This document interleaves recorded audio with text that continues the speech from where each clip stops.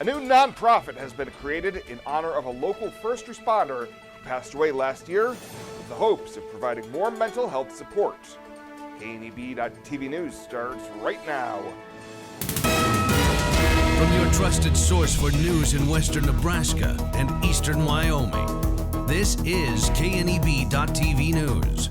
Presented by Platte Valley Companies, premier provider of financial services.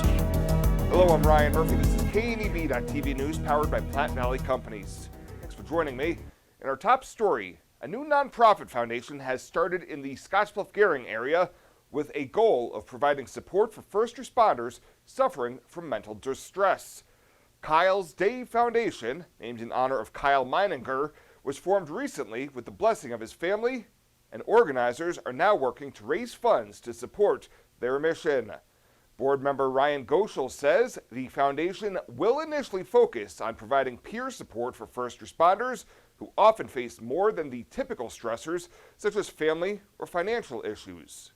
That all gets compiled onto something that when your job is also emotionally stressful, all that stuff can come together and it can create long-term problems. The key is long-term. Mm-hmm. There are some acute problems that can arise from that, but year over year, time over time, as you accrue these particular traumatic events, it ends up creating long-term mental health issues. Mm-hmm. Goschel says a major goal of the organization is being able to pay for locals to receive certified peer support training, but that's only available on the eastern side of the state at a significant cost. He says volunteers will be needed for fundraisers, the first of which may involve dodgeball early next year, and businesses or individuals who would like to get involved or donate can do so online at kylesday.org. Well, the Nebraska State Patrol continues its investigation into a two-vehicle crash that resulted in 2 fatalities Tuesday afternoon in Morrill County. Preliminary investigation shows that just after noon, a Subaru Forester was westbound on Link 62A in Morrill County and passed a westbound tractor-trailer and was then attempting to make a left turn. The semi was unable to stop and struck the rear of the Forester. The 2 occupants, identified as 74-year-old Joyce Glaseman and 75-year-old William Glaseman, both of Lincoln, passed away as a result of the crash. The driver of the semi, 46-year-old Victor Hernandez of New Mexico, was transported to the hospital with non-life-threatening injuries. The crash remains under investigation, and the Morrill County Sheriff's Office, Morrill County EMS Bayard Fire Department, Bridgeport Fire Department, NDOT, and NSP all responded to the crash. We'll have more news right after this. At Platte Valley Bank, we want to help you take advantage of every adventure. We know you have plans, goals, and dreams. Let us help you with them. Whether it is building, buying, or renovating, we have the home loan or home equity line of credit to fit your needs. Stop in and see us at Platte Valley Bank and let us help make your dreams a reality. You belong here. Platte Valley Bank, member FDIC, equal housing lender.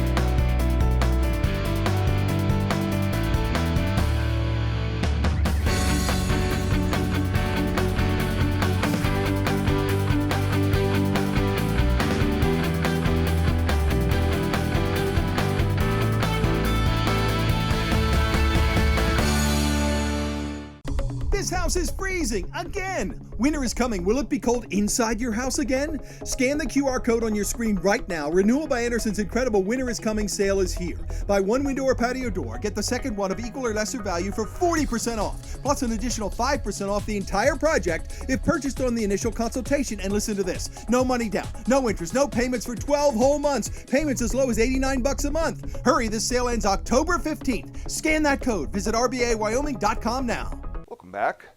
A 64-year-old Scottsbluff man caught driving on a suspended license and subsequently caught with dealer amounts of meth and fentanyl pills has been convicted on amended charges.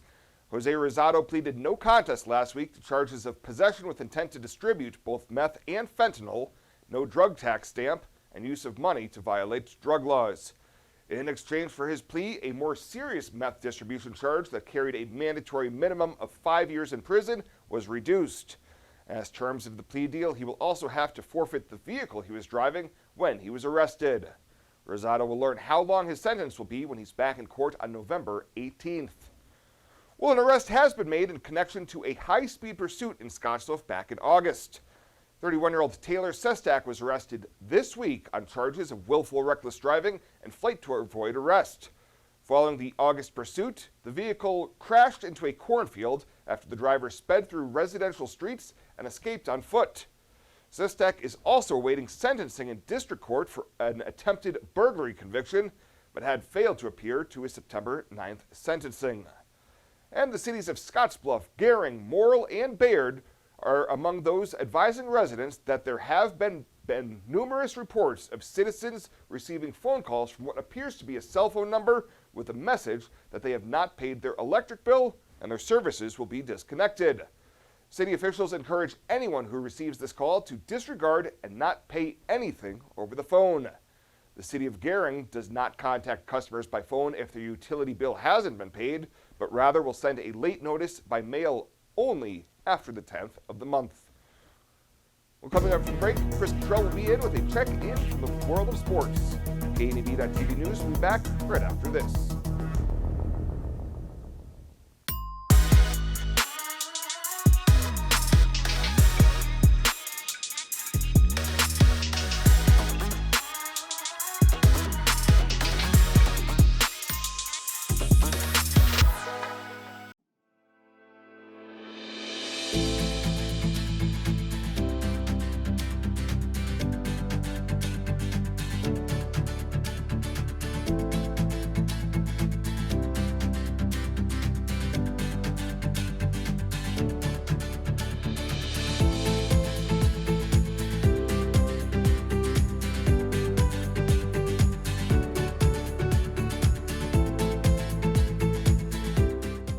Morrill County Community Hospital and the behavioral health providers are here to help.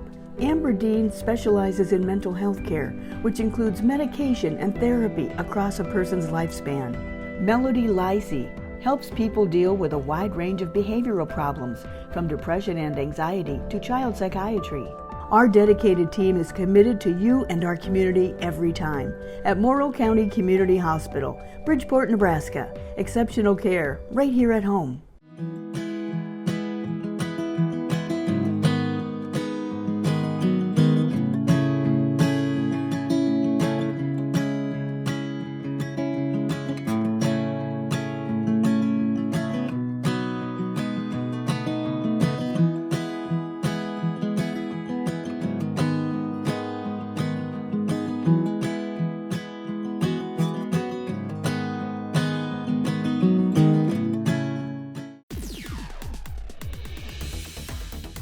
Now, sports from the FNBO Sports Desk.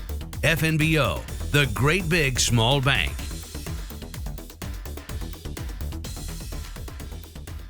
The gauntlet continues for Scottsbluff football, plus other local sports notes on today's TV update.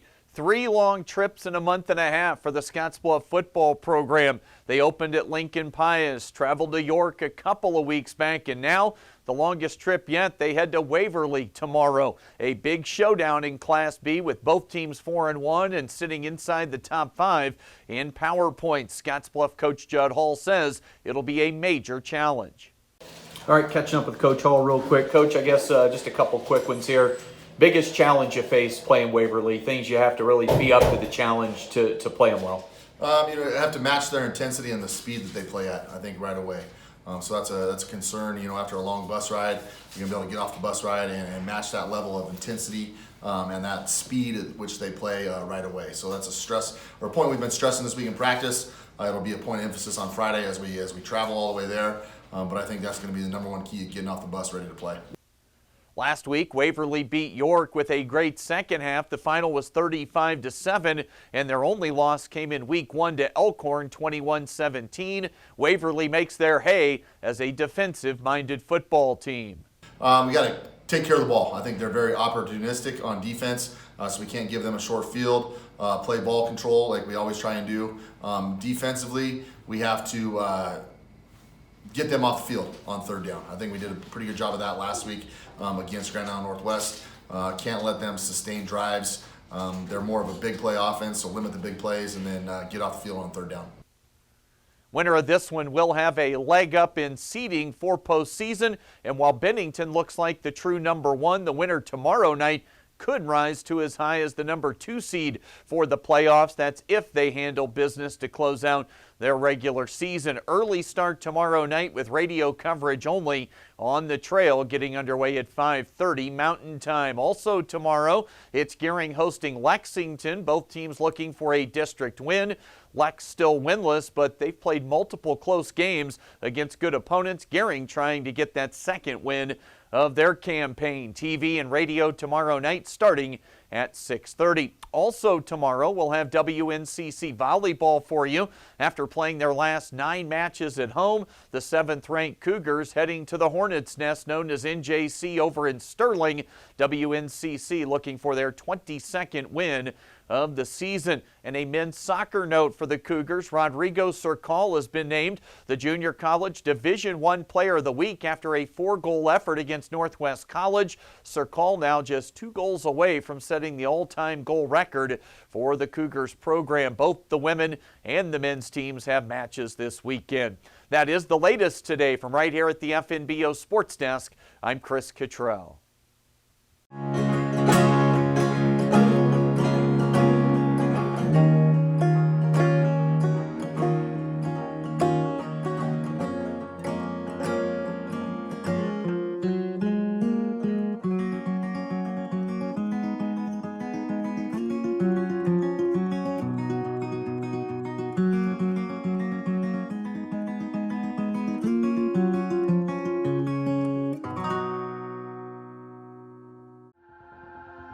Culture trumps everything else. In my years, I've never worked for a company that treats people the way this one does. It is my passion for agriculture that brought me here in the first place, but not only that, there's a huge family-oriented atmosphere within the 21st Century Equipment. I love working for 21st. They found something in me that I didn't know in myself. An intern to where I'm at now is such a great opportunity, and that is what this company is about.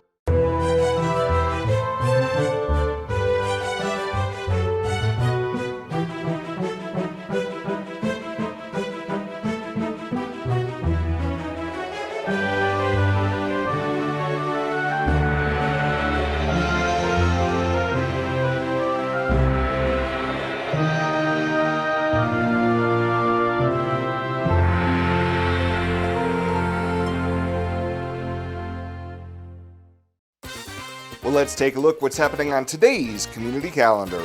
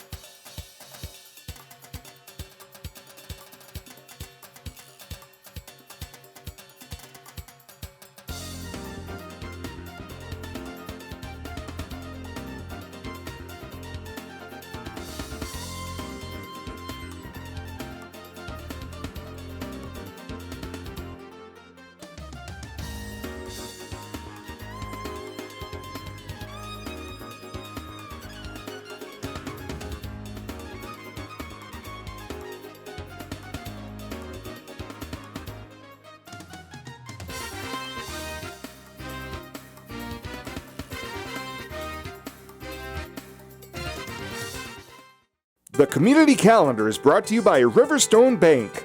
First State Bank is now Riverstone Bank. Community strong with the same people you know and trust. The Skyview Drive-In is a new take on an old theme. It's the perfect place to see beautiful sunsets and films that the whole family can enjoy. The historic Midwest Theater has been bringing us together for a long time. The Skyview Drive-In is another part of the Midwest Theater's commitment to this community. The Midwest Theater and Skyview Drive-In Theater. It doesn't matter how you get there, just get there. At Platte Valley Bank, we want to help you take advantage of every adventure. We know you have plans, goals, and dreams. Let us help you with them. Whether you are just starting the business you have always imagined or looking to grow your existing one, we have a business loan to fit your needs. Stop in and see us at Platte Valley Bank and let us help make your dreams a reality. You belong here. Platte Valley Bank, member FDIC, equal housing lender. And finally tonight, landowners and interested stakeholders had the chance this week to examine and comment on proposed routes for a 115 kilovolt transmission line to provide a second path between Nebraska Public Power District's two Scottsbluff load delivery substations. NPPD officials held an open house during the midday at the Garrick Civic Center to answer any questions and gather information from property owners along the possible routes. NPPD spokesman Grant Oten said the initial stages of the project are a learning process for everybody. We don't know until we get the feedback during this initial open house whether or not those routes are, or those route segments are even viable. But it's a big learning process for hopefully people that are coming to the open house, but for us as well, trying to figure out what is out there, what do we need to be looking at, what are the constraints, the criteria that we need to look at when we're building a project like this. NPPD's plans to build a new line of approximately 7 to 10 miles for a second connection between the substations on Victory Hill and near the NPPD Scottsbluff office. If you missed either of those presentations, there is a self-paced online public meeting at scottsbluffpower.nppd.com, and that's available through October 7th to leave comments. Well, that does it for us this time. Thank you so much for tuning in. Stay safe out there. We'll see you here next time.